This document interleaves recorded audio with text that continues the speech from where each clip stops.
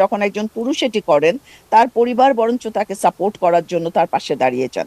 মেয়েটির পরিবার কিন্তু তার পাশে দাঁড়াতে পারে না, বিকজ সামাজিক গ্রহণযোগ্যতাটা তারা পায় না। আসলে একটি ছেলেকে পুরুষ হয়ে ওঠার যে প্রক্রিয়া, একটি মেয়েকে নারী হয়ে ওঠার যে প্রক্রিয়া, দুটো জায়গাতেই কিন্তু এই সমস্যাটি রয়েছে। যখনই একটি নারী, একটি শিশুও যখন ঘরের বাইরে যাবে, তার পরিবার কিন্তু তাকেই ভিকটিম ব্লেমিংটা করে, তুমি গেলে কেন, তোমার কেন এরকম হলো, তুমি গেছো বলেই এটা হয়েছে। অথবা মানে একটা কোনো ইনসিডেন্স হয়ে যাওয়ার পর তাকেই কিন্তু হাইড করে রাখা হয়। একই সাথে ঠিক উল্টো ঘটনাটা ঘটে যখন একজন পুরুষ এটি করেন, তার পরিবার বরঞ্চ তাকে সাপোর্ট করার জন্য তার পাশে দাঁড়িয়ে যান।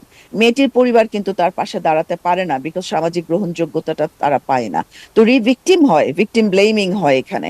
তো দুটোই বিষয় আমার কাছে মনে হয়, একটি হচ্ছে খুব মাইক্রো লেভেলে, যেটা পরিবার পারিবারিক পর্যায়ে যে সামাজিকীকরণ প্রক্রিয়াটি হয়, আরেকটি হচ্ছে ম্যাক্রো লেভেলে, যে আমাদের সামাজিক গ্রহণযোগ্যতা, নারী পুরুষের এই যে ভিন্নতাটা, ডিসক্রিমিনেশনটাই হচ্ছে একটা বড় কারণ যে জেন্ডার একটু ভায়োলেন্স কিউরিওসিটি হয়। থেকে জানতে চাই যে আপনি যে বললেন এই যে ভিকটিমদেরকে যেভাবে আসলে মানে হাইলাইট করা হয়, মানে ভিকটিমদের ছবি যেভাবে আসলে ফেসবুকে যেভাবে ছড়ায় বা অন্যান্য ভাবে যেভাবে ছড়ায় আমরা দেখছি আসলে, মানে যারা অপরাধী তাদের ছবিগুলো প্রতি মানুষের আগ্রহের জায়গাটা কম থাকে কেন? মানে ভিকটিমের ছবির প্রতি আগ্রহটা বেশি দেখা যায় বা এগুলো আমরা বেশি দেখছি ছড়িয়ে পড়ছে।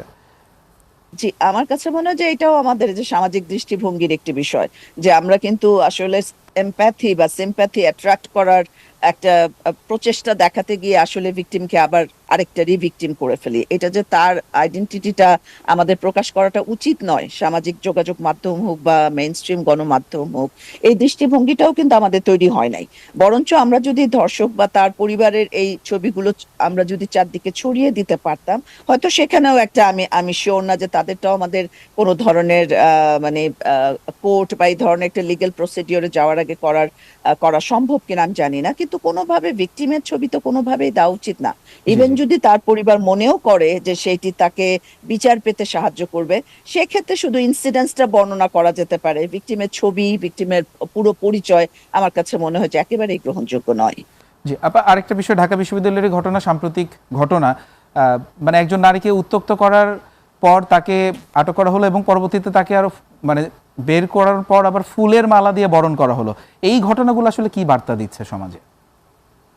আমার কাছে মনে হয় যে এই ধরনের যে কোনো ঘটনাই যখনই ঘটছে না কেন, এটি আবার রিএমফাসাইজ করছে যে আমরা যে ডিসক্রিমিনেশনের মধ্যে রয়েছি, এবং একজন নারীর যে ভয়েসটা তিনি আসলে প্রেজেন্ট করতে পারছেন না, অথবা তিনি তার স্বাধীনতা নিয়ে দাঁড়াতে পারছেন না। একই সাথে অন্যদেরকেও বলা যে আসলে সোসাইটি তাদের পাশে থাকবে কি থাকবে না, হ্যাঁ সেই আমার মনে হয় যে একই প্ল্যাটফর্মে আমরা দাঁড়াতে পারছি না। যারা কিনা ভিকটিমের পক্ষে আছি, পক্ষে দাঁড়াতে চাচ্ছি, তারা কিন্তু দাঁড়াতে পারছি না। আনফরচুনেটলি আমরা খুব স্ক্যাটার্ডলি ইস্যুটাকে নিয়ে কথা বলছি।